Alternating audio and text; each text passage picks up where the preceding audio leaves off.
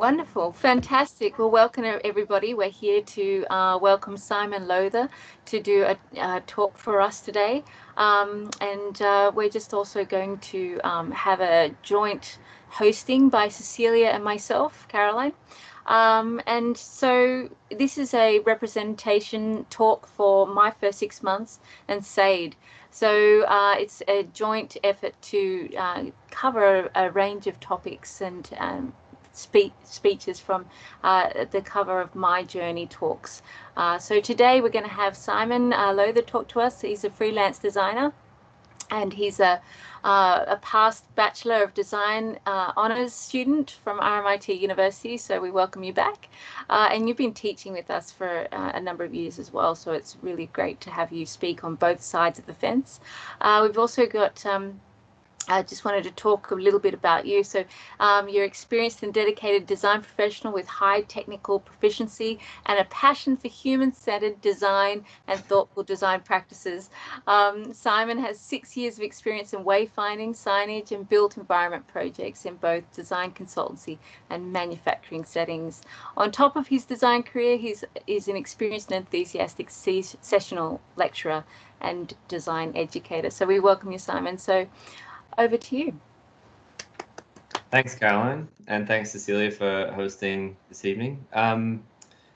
So I'm just going to, it'll mostly just be me talking, and I'll occasionally share my screen and show you some images and things. I didn't want to do a slideshow so that it wasn't just you staring at a static slide whilst I spoke behind it. I've spent some time thinking about how to approach this talk and how I could reflect on my journey in a way that will impart the most value as possible to you as students of design in the same position I was in about 10 years ago. So hopefully there's something in the story of my journey during and after university that can somehow inform or inspire or reassure you in some way.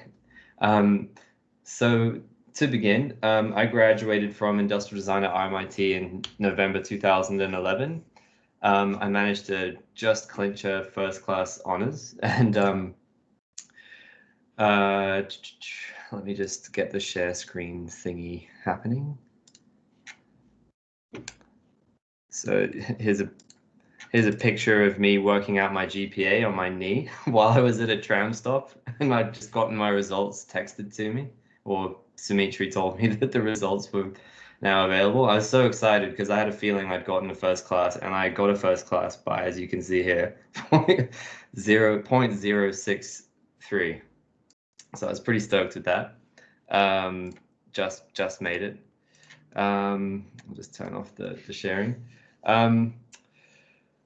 So I think I was waiting for a tram or something. But so since graduating, I've had a pretty diverse range of work experiences, some successes, plenty of failures, trials and errors in terms of side projects, jobs for freelance clients that didn't quite work out.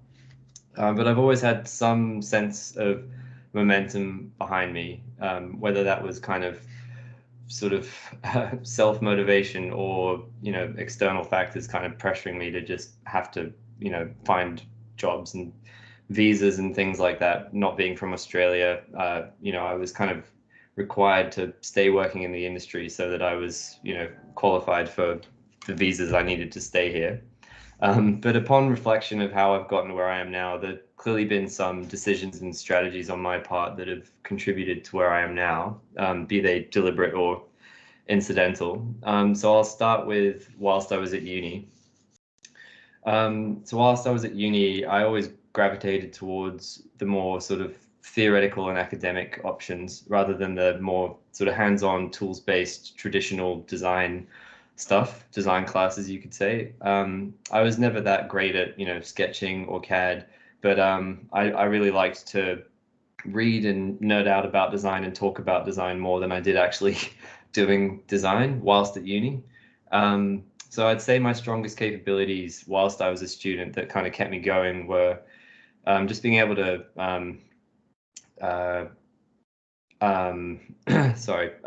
talk about design theory, present well, articulate ideas, and being pretty explorative in my approach to projects. But I was by no means a consistent or all-rounded student, and I'm still pretty bad at a few of the fundamentals, like my sketching's pretty horrible. I never learned how to use a Wacom.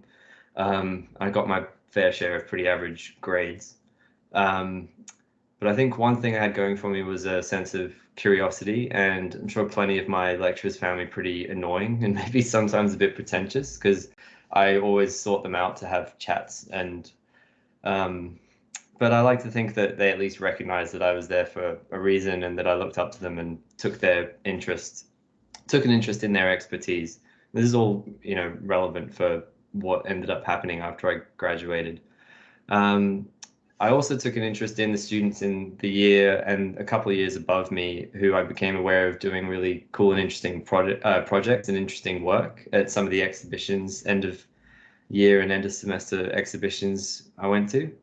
And I always made sure to reach out to them and let them know that I like the stuff that they are working on. And I'd occasionally take the opportunity to catch them at a cafe or at the pub across the road to chat about design, just generally trying to kind of do this like premeditative networking, I guess, while still at uni.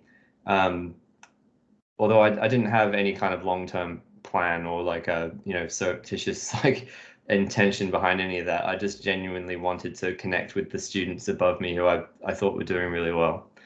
Um, so by the time I got to fourth year and started my final project,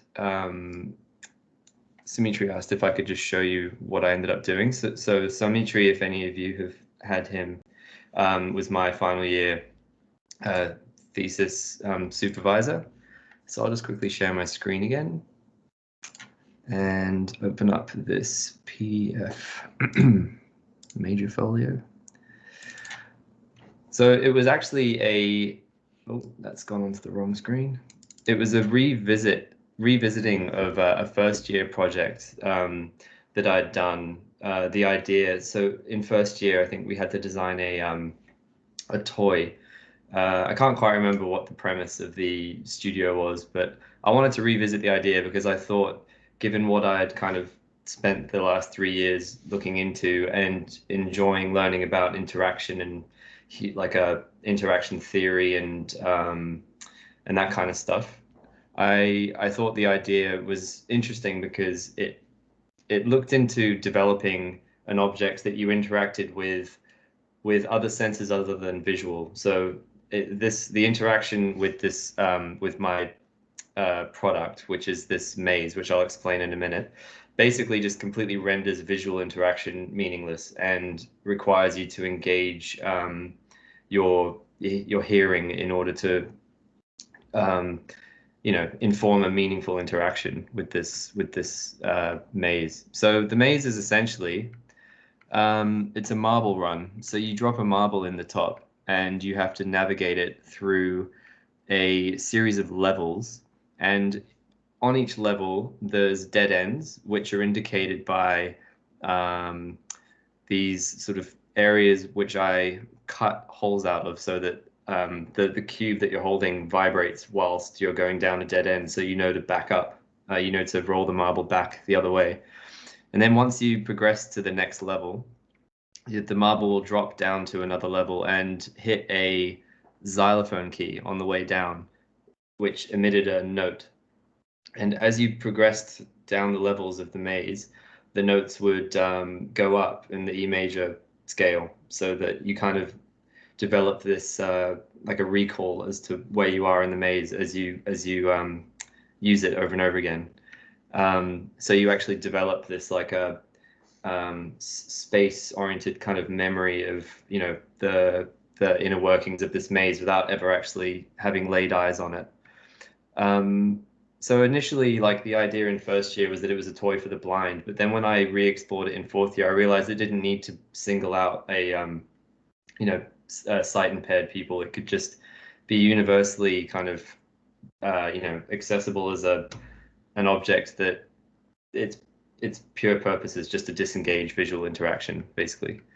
So this is like an exploded view of the CAD model, so you can see kind of the construction of the levels in there, and this grid was allowed me to slot in little walls that made up the walls of the maze. And then you can see a xylophone key kind of secured in there, and some of the little dead ends as well. Some of them weren't long enough to really get that vibration thing happening, but it was pretty cool. I'd say the weak point of it was that it's not particularly traditional industrial design, and that it doesn't harness many mass production methods or anything. I mean, that was some of the criticism I got from my panel, but I didn't care about that. I still really liked the final models, and I still have them sitting on a shelf in my house. But unfortunately, a couple of the walls on the inside have fallen down, and the marbles are stuck in there, and I've got no way of opening them without damaging them. I'm just going to quickly stop sharing there and go on. So yeah, so after uni, so when I finished uni, the first thing I went and did was, am I showing my screen again? Yes. No. Oh, am I showing the right screen? One sec. Here we go. This one. So the first thing I did after uni was I went to the beach for a week with my mates and did absolutely nothing. And it was so good because we were all stuck in this limbo between having finished uni and not having jobs, and we had no responsibility whatsoever. And honestly, that was just the best thing ever because we could all just spend some time reflecting on what we'd just gone through and what our plans were, and what we all wanted to do. So that was a super valuable thing, and a week that I'll remember forever. It was awesome. And just to crack on. So yeah, after I finished uni, the first thing I did was go to the beach for a week with my classmates. And then when it did come time for me to start looking for work, I did start applying for jobs. But I wasn't getting any responses because I just graduated, and I honestly hadn't put that much effort and didn't have that much material for a decent folio apart from the mazes that I'd just made. So instead, I put myself out there as a freelancer straight away and reached out to people I knew. Primarily, these were teachers I'd got along with really well, graduates from the year or two above me.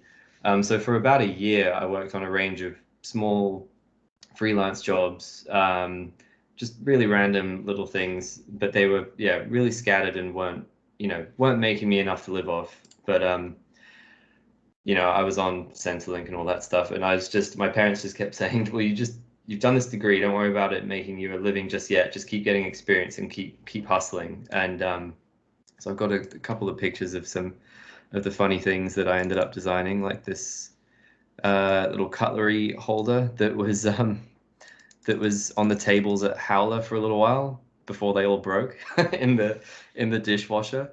They were these like custom acrylic cutlery holders for when they had a more kind of Asian oriented menu. They've since all been thrown out, which is a shame, but it was cool for a little while to see those all on the tables, and I'd go there and get a few beers in me and start getting cocky about the fact that I designed those. So that was a bit of fun. And then a friend of mine who runs a cafe, he wanted a custom drip tray for his coffee machine. So he didn't like the kind of tacky one, the factory one that it came with. So he drew up this design, and I designed this sort of this sheet metal custom drip tray for him, which he loved, it's super awesome, and stopped him having to wipe it down so often. And I asked him to tell me how much water he saved in a day from not having to constantly wet a cloth and wipe this thing. And he reckoned it was about 12 liters of water a day, which was pretty cool. Oh, and there's a picture of my that was my final exhibition stand. So they're the two mazes, and what's this thing doing? And then a couple of marbles, which I wish I hadn't put out now, because I looked over at one point and someone was shaking it really violently to try and find where the marble was, and I think that's what broke one of the walls on the inside, but oh well. Cool. So yeah, I was learning super valuable lessons and continuing to develop as a designer and network and meet people. And I was developing sort of general life skills at the same time, such as, I say life skills, like pertinent to work, like invoicing, paying my taxes, my interpersonal skills and talking to people who ran studios and their own little businesses and things were getting better. But at the end of the day, I wasn't paying the rent yet. So I reached out to a friend in the year above me, who is one of the people I'd sort of, kept up a relationship with at uni, just as a friendship, and looked to him as a bit of a mentor because he was doing super well in the year above me. And that was a really big moment for me because I told him I was looking for opportunities, and he said, "Why don't you just come check out the studio I'm working at now, and just meet the team, and you can just have a look at the inner workings of a studio, and just get a bit of insight." So I jumped at that opportunity and turned up at the studio, and the guy running the place, the founder, it was a small startup, so there's only like 4 of them. He really liked me and we got along, and he said, "Why don't you come in for 3 or 4 days a week for a half day and help me out with some of the the admin of running this startup, and I'll pay you and you can get a bit of experience, like I'll give you a bit of design work at the same time." So the company was studio proper, and they've grown quite considerably since I left. They do tech accessories like Apple cases and a modular range of accessories that clip on to Apple products and stuff like that. We can just quickly share my screen again and open up this doodad. There's a picture of me at Studio Proper talking to a camera about some new products we were launching. And this is the kind of stuff that we were working on. So just a range of kind of accessories that clip onto iPads and iPhones and stuff like that. Really kind of basic. I mean, most of these products were launched on Kickstarter as crowdfunding campaigns, which was super valuable, like a process to kind of see behind the scenes. And yeah, so I was there for about a year. But after a year or so, I realized, this company's not growing fast enough for them to be able to give me a full-time design position. And I could kind of see my career as a designer being a little stifled after a while. I'd learned all I wanted to about the inner workings of a small studio startup and how the whole product design process works in that context. But when I asked if I could, step it up to a proper designer role, they just didn't have capacity at the time. So I left and I went back to freelancing. But luckily, through that same connection, the guy who had got me to come into that studio, I asked him if he knew of anyone else I could reach out to for work opportunities, and he knew someone who ran a small studio, an interior design and kind of hodgepodge of all kinds of different areas of design studio out the back of his house in Brunswick, a company called Casaforte, run by this really kind of crazy, eccentric guy, Terrence, who's just absolutely what you picture when you think of like a rock star designer. Just chaotic studio, books everywhere, samples of every material you can think of, just strewn about the place. And so while I was there, I worked on packaging for some sort of industrial hardware and stuff that's now in Bunnings. So stuff like this. So these are some CAD models and renders that I did for these door locks that we were doing the packaging for. And then it was my job to develop the flat patterns for these products and send these drawing packs off to the packaging manufacturer, who's actually in Australia, just down the road in Blackburn, actually. So I was there for maybe a year, just 2 or 3 days a week. But then a similar thing sort of happened there with that happened at Studio Proper, where they weren't able to give me a full-time role. I was kind of a bit sick of designing these packaging these packages, like day in, day out, and it never, again, like I couldn't see that progression happening, and they weren't able to they weren't able to help progress me any further either. So, and also at one point the work just kind of dried up for a couple of months. So I went back to freelancing and had a look around at, what else was out there at that point.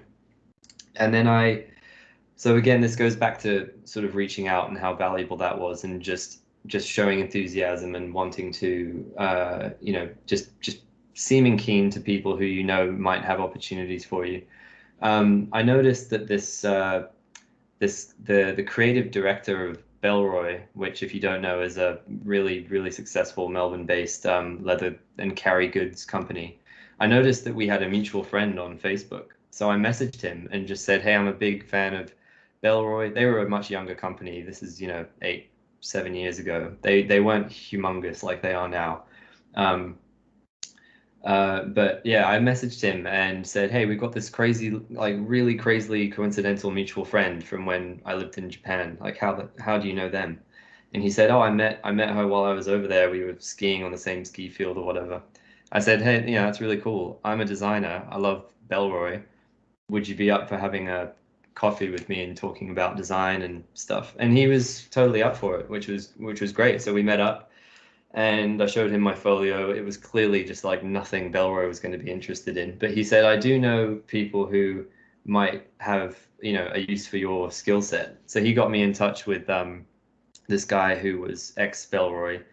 And he said he'd just been approached by some company who do these really kind of tacky LED dog collars, and said they're trying to develop this really tech crazy dog collar. And I've got some pictures of it here somewhere. Sorry, one sec. And that he didn't really have time to take on this work. So like, did I want to do it?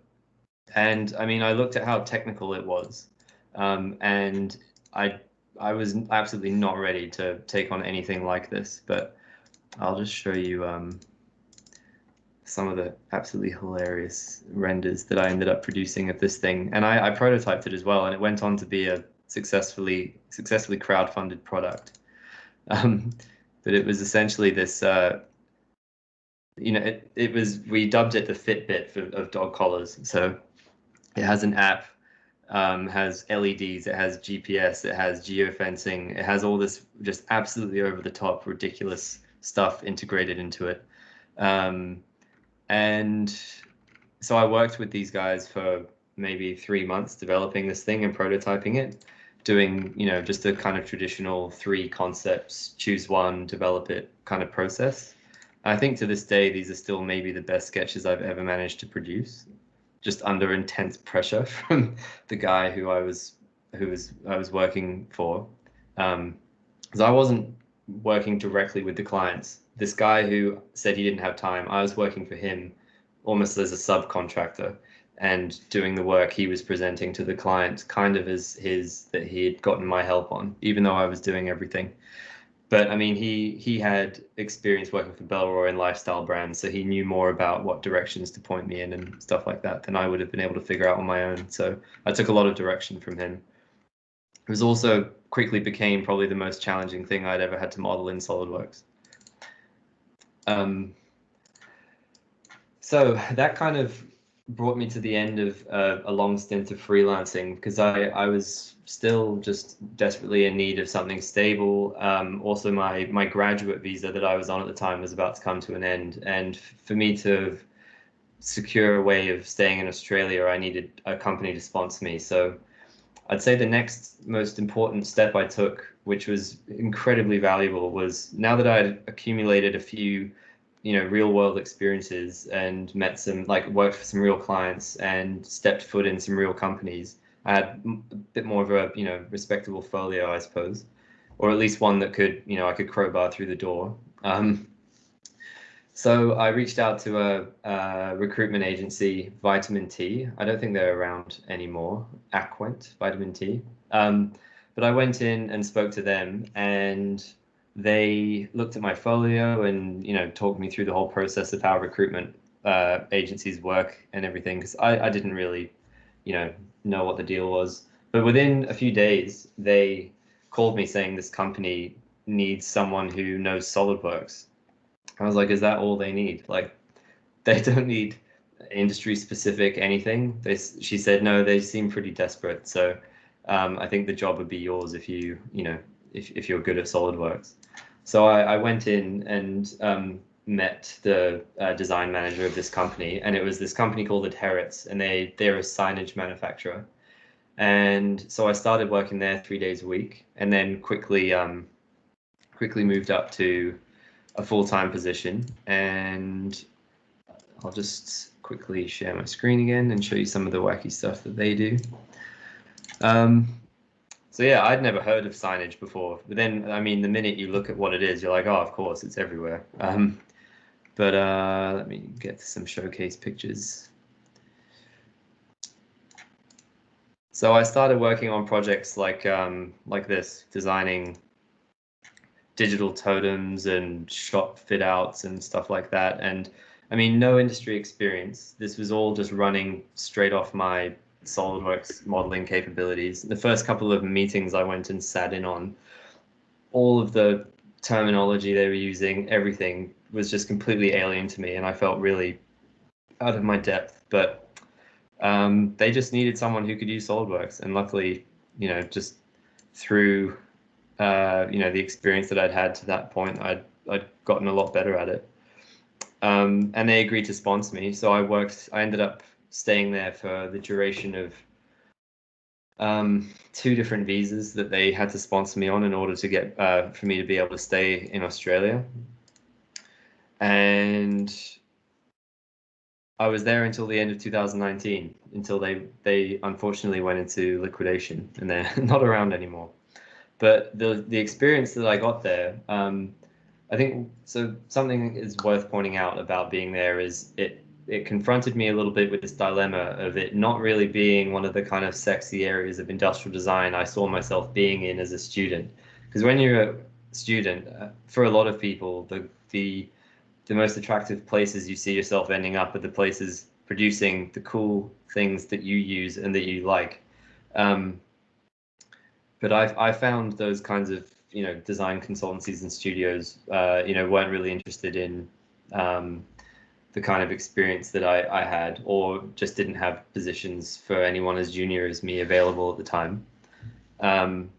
So ending up here, I was a little bit kind of hesitant that it was somewhere I wanted to be long term. But I ended up really liking it. I really liked the utilitarian aspect of it.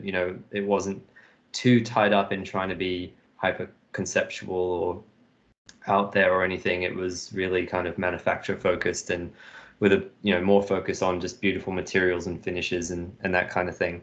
And it's really satisfying to see your work out there in the real world.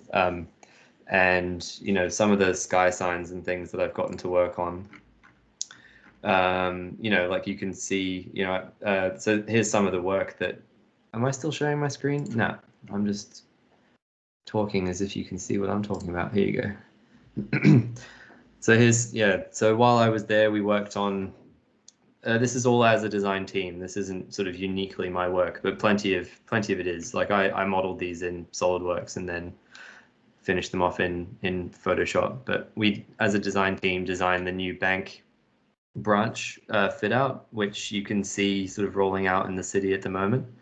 Humongous improvement on the kind of real blocky black and red that they had going on before. And then these are some of the kind of typical sort of drawings and SolidWorks models that I worked on while I was there. Some sky signs that I worked on while I was there, which, I mean, you're essentially just being sent a logo by the client, and you just have to translate it into something that's going to light up and be able to, be installed on a building. But it's still pretty cool to see them out there lit up at night. Some of the SolidWorks drawings there. And then, ANZ, same as NAB. Although we worked with a design agency who designed the look and feel of the branches, and then it was my job to translate those into actually, manufacturable things instead of just pretty illustrations done in Illustrator. So yeah, that's the kind of stuff that I got up to there. Some slightly more kind of conceptual, sculptural stuff as well. Yeah, so once Adherents went under, I wanted to go into a more consultancy kind of front end design setting because I was right at the back end in the thick of manufacturing. So the company I wanted to go and work for was a company called Bureau North. So once I knew Adherents was going under, I went home, I took a bunch of the work that I'd been working on. I sat there, I canceled all my plans that weekend because I mean, I was staring down the barrel of unemployment. And so I just knuckled down, put together a folio, and I sent it out to Bureau North. And I mean, I'm just going to quickly, just to illustrate, to communicate the level of hustle that I had to get on. I sent out applications and customized folios and CVs to just an absolutely outrageous number of companies. Design. So this is my folio folder. You can just see here, like every single one of these InDesign files is a customized cover letter / folio. And these are all the PDFs. Like every single one of them is like a uniquely addressed folio and CV. And that's not the only folder. I mean, there's another one as well. Just absolutely ridiculous amounts of hustle to, you know, I thought it was worth showing because honestly, I might have made it sound like all these opportunities just kind of came bouncing down the road, landing in my lap. But at the same time, whilst there weren't opportunities around, I was spending so much time all the time just hustling hard, cold calling people, asking if I could just come into their studios and just meet the team and like maybe we'll hit it off. You know, so to every opportunity that I've had, there's been 10 times as many just rejections or just completely being ignored. It's just the way it works. But Bureau North responded to my application. They weren't even advertising a job. I just sent them an expression of interest, and they just luckily needed someone at the time. So I finished working. I did a year there, finished up there at the end of last year, and I've been freelancing ever since, running my own business as a signage and wayfinding designer, because serendipitously, fortuitously, auspiciously, there's a massive shortage of industrial designers in signage. There are literally none that are available to work at the moment. They're either already employed by, you know, working full time, or the people more senior than me, like Will, one of the other tutors, aren't taking on freelance work at the moment. So luckily, I've just kind of got my pick of the clients at the moment, and they all really need the kind of services I offer. So, and same thing with teaching. I wanted to start teaching, so I sent expressions of interest to Smitri, to Liam, to a bunch of my ex-lecturers from uni. You know, probably very annoying, but I really wanted to teach, so I just kept pestering people. And yeah, so if there's anything I can kind of leave you with before I take any questions, if anyone has any, is the hustle is real, so get hustling. No designer is an island. Like I needed help with all of this. Like I learned everything from just collaborating and reaching out to people and seeking mentorship all the time. And that's it, really. So yeah, thanks for listening. Sorry for rambling. And yeah, if anyone's got any questions. Absolutely. I just had to put the unmute off. Wonderful. Thank you so much, Simon. That was a fantastic walkthrough of your journey, and it was really good presentation. It was real and it was raw, and we actually understood a lot of the pain points that you went through, but also the successes as well. I have a whole bunch of questions, but I'd love to open it up to the floor first. Is there any particular questions, or even Cecilia, if you have a question to kick us off? Sure, I'll go. I mean, if there's no one else. I was wondering, so what made you decide to go for freelancing / talking to the people you knew route, other than instead of the like internships, graduate roles sort of path? That's a good question. I mean, when I graduated, I honestly I'd spent so little time, like a really irresponsibly little amount of time thinking about what I was going to do after I graduated. And I didn't really have any ideas of what kind of companies were out there that even hired graduates. A lot of the kind of seemingly, the seeming lack of opportunity to me, I think purely came about from like, just not having really looked into it much. And I was just kind of, I don't know, struck with the dilemma once I graduated that I hadn't really thought about the next step whatsoever. I mean, talking to lecturers and pestering them and catching up with people in the years above me. I mean, they're all things I enjoyed doing at the time for the sake of doing them. I didn't have this long-term, I didn't have this idea that it would help me at some point. It just ended up helping me. Like it just kind of fell into place that way. So freelancing just came about because I just happened to know enough people who were doing certain things that occasionally needed, design tasks being,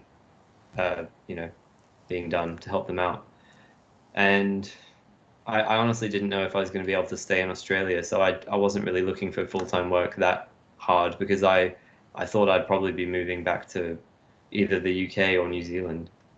Yeah. Well, thanks for that. And in regards to wayfinding, it's don't downplay it. Like, there's so many amazing projects that you've done and showcased in your portfolio there. I was just like blown away by all even the NAB and the like the banks and everything like that. Just, it's amazing how you can easily get those type of storefronts and the wayfinding wrong, and you can overkill it. So you've done it really well, and it looks beautiful. I mean, I maybe want to change the NAB now. So in regards to, obviously finding your way and don't mind the pun, looking back on your time, obviously to where you are now, what advice would you give to yourself if you were talking to yourself at a university level again? The number one thing, which I kick myself for all the time, is just practice sketching and just be good at sketching. It's really downplayed, I think, the importance of how valuable a tool it is for two reasons.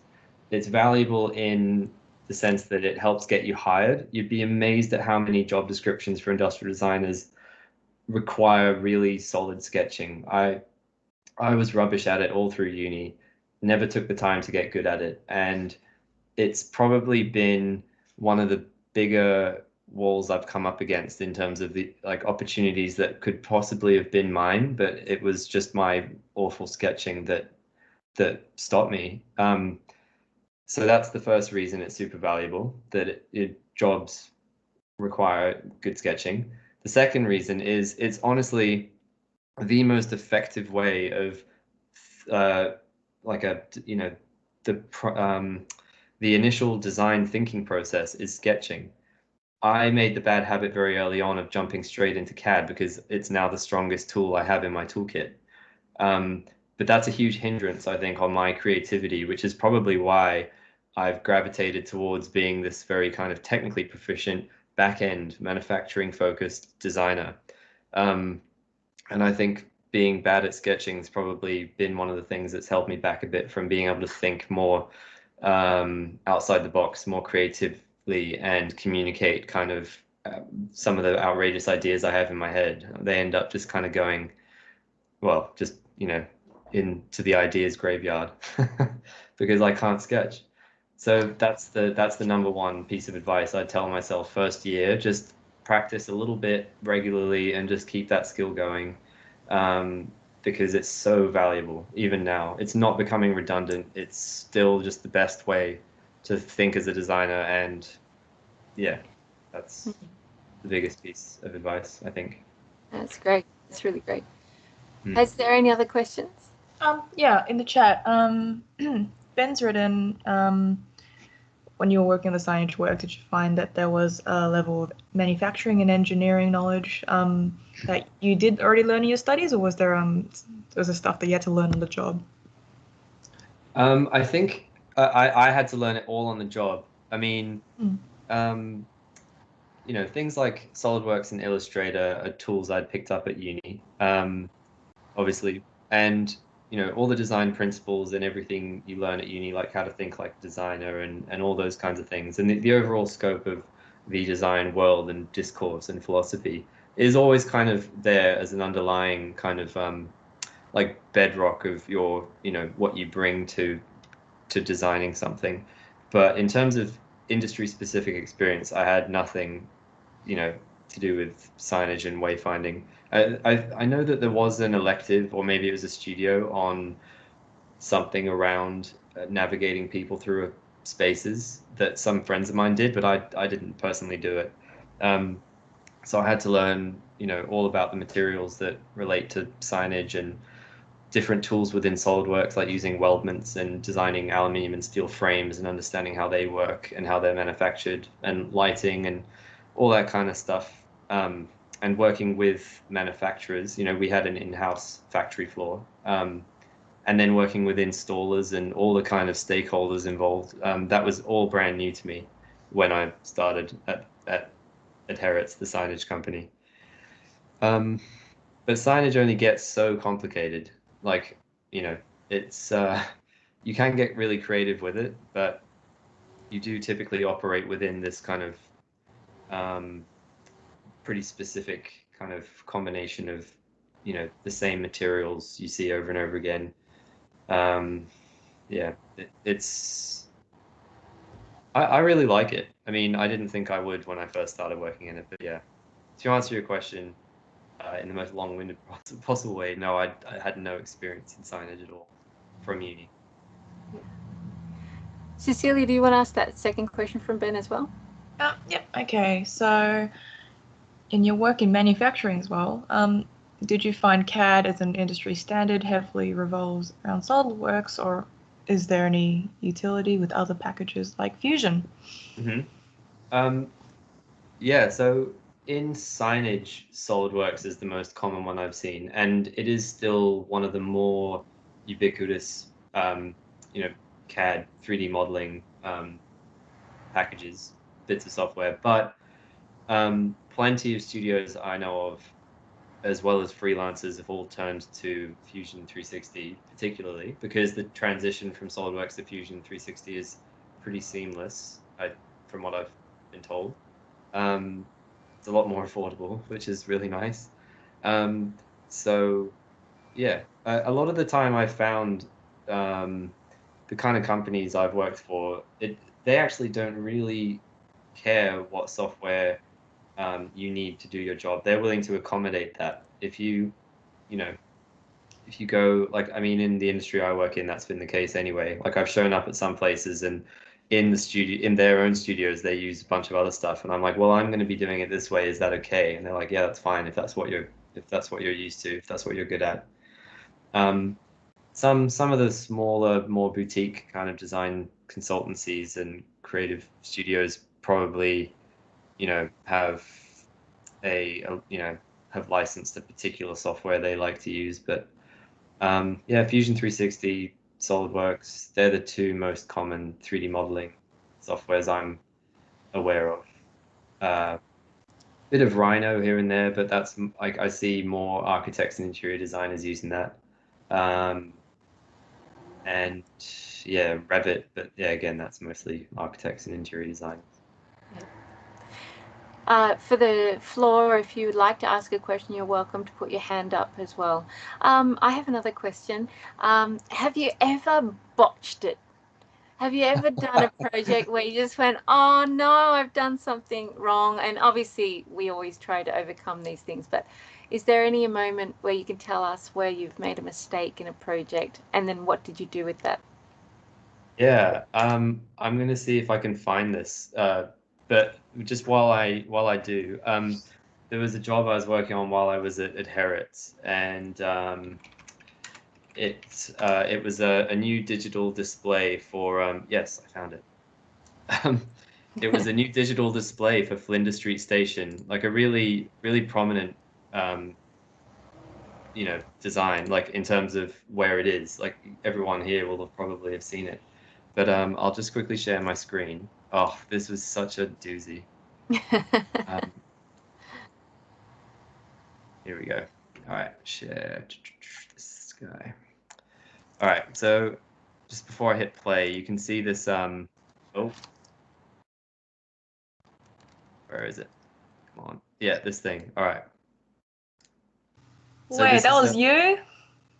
Some of it was. So you see this screen, and so this is at Flinders Street Station, and we had to work with this LED company and this other engineering company who did the steel frame that is holding it up.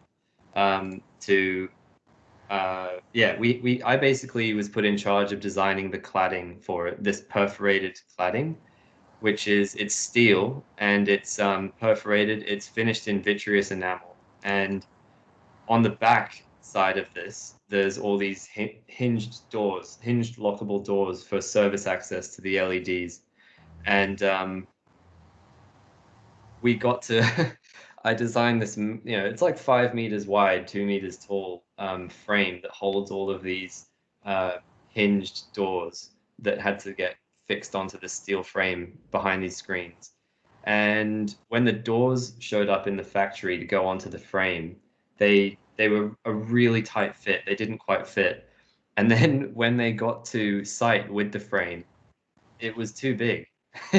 It stuck out 50 mil either side. And I checked my measurements from our site survey, and I realized I'd read the wrong dimension when modeling this thing in CAD. So I was there with, my managers, the client, ETV, Metro, these engineers, these installers, and they're all there to see this thing go on, and it didn't fit. And I knew I was responsible. And honestly, I felt sick because it's hundreds of thousands of dollars.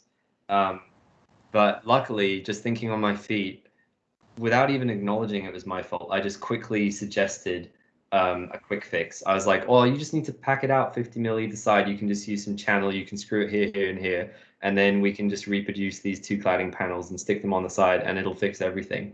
And everyone was just like, oh, yeah, that sounds good. And it was forgotten about. And I was just like, oh, God. Like, oh, it was just thinking about it now is making me feel a bit cringy, a bit sick. But yeah, that was definitely the lowest point that I've had. Yeah. No, it's a really amazing story to tell, because what it says is that we're all going to fail sometimes, and I have my doozies too, so I won't. Oh, for sure. Actually, I have moments where I forgot to unhide a part in a Parasolid, and I got it 3D, got it the whole thing printed and everything, and it was a really expensive 3D print. It was massive, and a whole piece was missing. Oh my goodness. Yeah.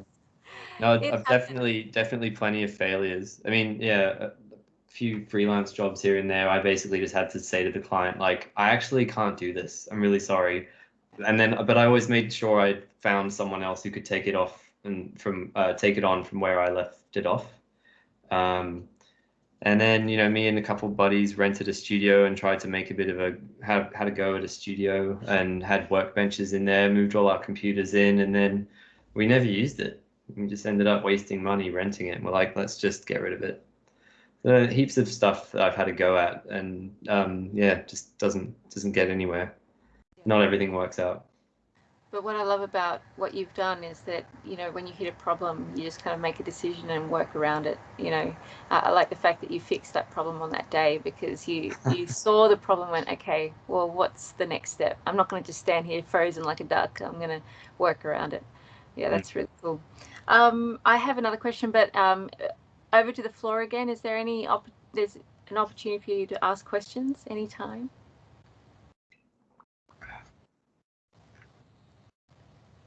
I'm not afraid of silence. Sometimes it just takes a little bit longer. I'm just trying to think if I have anything else kind of funny or entertaining to show you.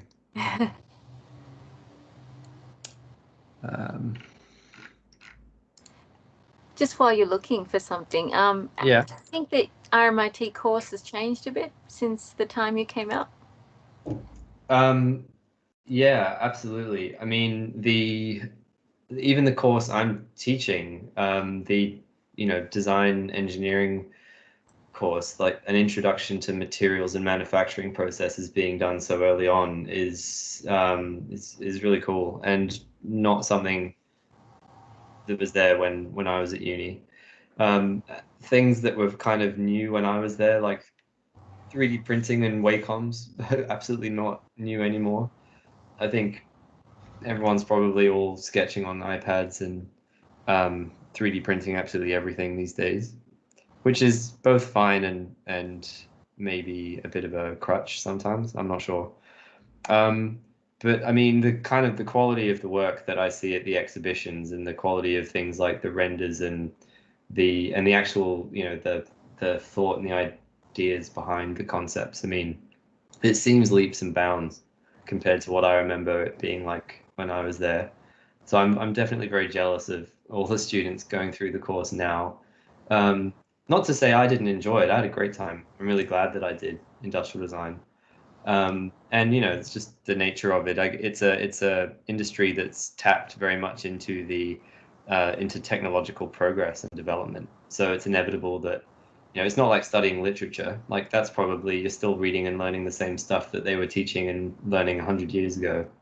Industrial design is such a transient thing, and so heavily, like, so intrinsically entwined with technological development. It's obviously just come a long way. I mean, we used to have to wait overnight for renders to finish when I was at uni.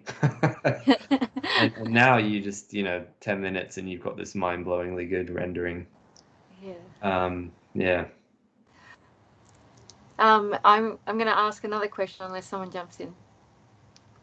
We've only got like 2 more minutes, so any other questions? Otherwise, I'll just take the airwaves.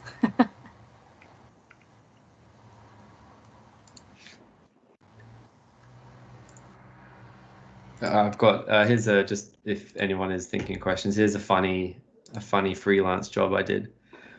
This guy's he's a concept artist, and he designed this flying machine. It's like a flying farm. So I don't know if you can see, but there's actually a cow standing here, and there's a bucket collecting its poop, and it's being fed here, and on these things sticking out here are like microgreens, like it's like a little farm. And this concept artist, there's a rendering I tried to do. It's pretty bad, but yeah, I had to model this thing and render it. It was absolute. And I did this on a 2012 MacBook Pro, if you believe that. Yeah, the thing sounded like it was going to take off while it was rendering. Yeah, some of the wacky stuff you end up doing when you're just desperate for a gig. You know what? They have that exact thing in Dookie. At the University of Melbourne, I'm only joking, they don't have that exact thing. But at the University of Melbourne, they have a campus out at Dookie, Victoria. Mm-hmm. And basically the cows wear tags around their neck, and they, when they want to be milked, they walk into a hallway, and then they go into an area. Yeah, right. And it sprays their teats, and basically it washes them. It pats their back. It's all robotic. And then the cow goes in, and then it goes onto a platform that's constantly moving with a gyroscope. And then these suction caps go underneath it, and it laser works out where the teats are, and then it goes on. Yeah. So it milks the cow, and even if it poops, they have all this water caught by the rain that then washes every night. And then if the cow has mastitis, the milk comes out and doesn't go into the vat. It just goes and gets analyzed. And if and it gets fed. Any problem, a person that's in town can drive in and fix it. So anyway, it's a thing. Go check it out. Go to Dookie and check it out. Last question for the night. Where would you like to be in 5 years' time? We never know really where we're going to be, but speculative project for you there. I think probably doing a combination of studying again. I do want to go back to uni just to kind of re-engage my brain again, because I think just in terms of the work I've ended up doing, you know, in signage and wayfinding and how long I've been doing it, after this many years, you know, people who have trodden similar paths to me and done, you know, become senior in signage, wayfinding, industrial designers, graduate to either, you know, project management or go back and study or go and do something else, enter, you know, the business side of things. The ceiling for industrial design within the industry, you kind of hit it at around the 6, 7 to 10 year mark. And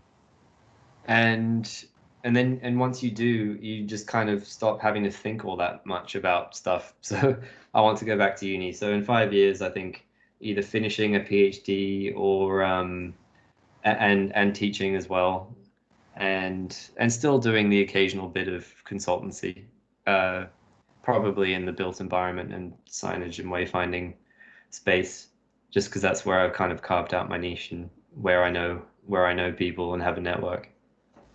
Wonderful. I have one more question for you. It's just popped in, and it's in the chat. Sorry, it's from Jennifer Grace here. So, can you tell us about your creative design process? Is there ever any instances when design constraints or manufacturing constraints made you change your design completely, or do you just push through and go with the design idea? That's a really good question. It's actually quite often me who is the person telling the front-end creatives that their idea has to be done a slightly different way given the materials. So that does happen all the time. I'm just trying to think of a kind of an instance where it's been more like just me in particular. I think one of the freelance jobs that I worked on was designing a Wi-Fi router. And I wanted to do this kind of nifty sheet metal thing, like a really simple sheet metal casing, but I had to change it to plastic at the very last minute, which was super annoying because then I had to design it with, you know, hooks and grooves and draft angles and venting and all this stuff. But I mean, I could show you a quick example of a project I worked on, right? I did have to do quite a lot of redesign. Where are we at? Yes, here.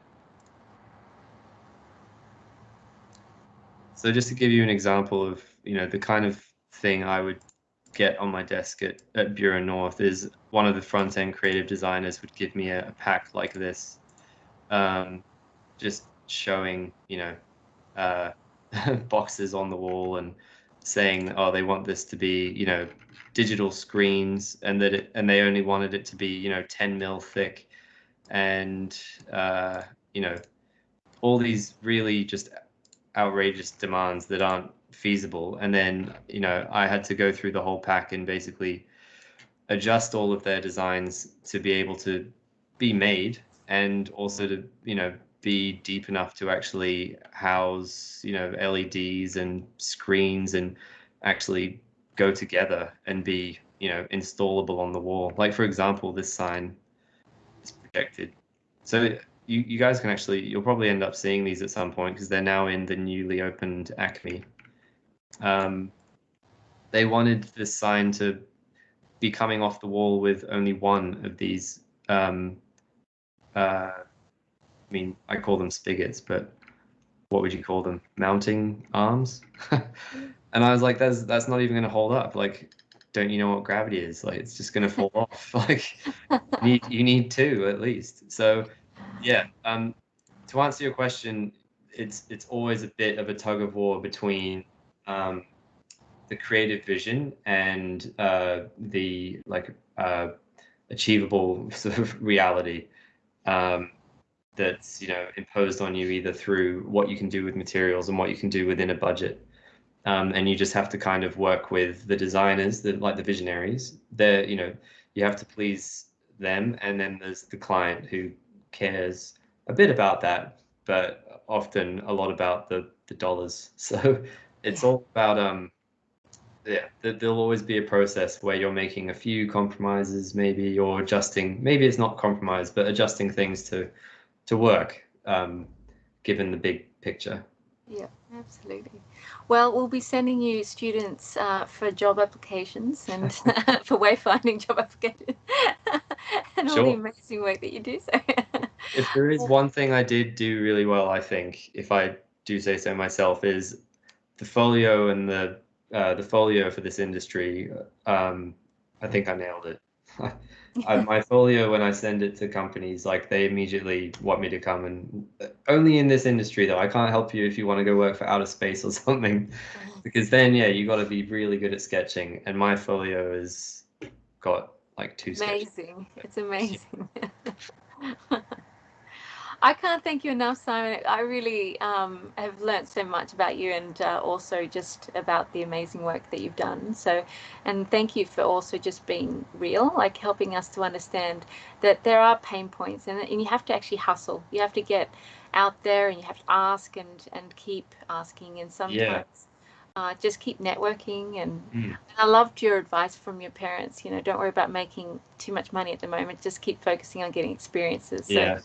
I'm grateful to them for that, for sure. And if there is one thing I can, like, I'm not a big fan of pithy maxims or quotes, but one that really stuck with me is, I think it was Tim Ferriss who said it. He said, you can, success, you can measure in how willing you are to have difficult conversations.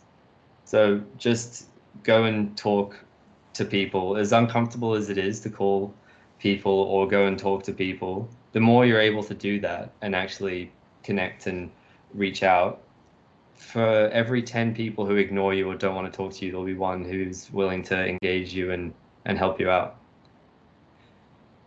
Yeah, that's fantastic. I will pop that in the chat function, and it's really appreciated when you find those things that actually connect with people. Dimitri, did you want to say anything? I think I saw you kind of pop in and out of there. Hey, Simon. No, absolutely gorgeous. Lovely. You hanging on to that accent is what I've been thinking all evening. My accent? You just I didn't even hear an accent. Which one? My British one? My yeah. Cecilia, did you want to say last words? Yes. Thank you, everybody, for coming to this week's Journey Talks. We've had pretty good turnout. Pretty pleased with how it's been. Good for 8 p.m. on Friday, yeah. Yes, thank you very much.